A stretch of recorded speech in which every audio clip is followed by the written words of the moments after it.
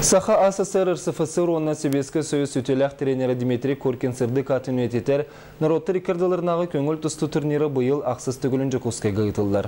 Күрәқтегі сарсын уанча астан триумф спорт білімнені кейнігер сағаланыға көңіл тұстуға сүгіриятчылар, онна спорт бұкіріңін таптатчылар 2 күн бір түйілгеға түмсен бастан қапсығылары жағылқай керселері көріқтіра.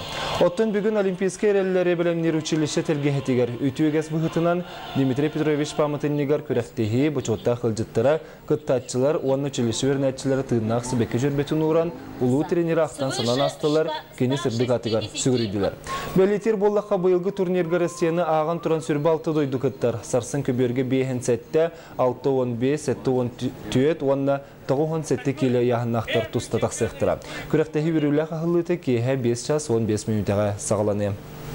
Бегі ұлу ұчтал бұд, ағавыт, күдіксаныр кейбет, бегі не ипет тренер бет, кеге қаран ол бұд кейбет.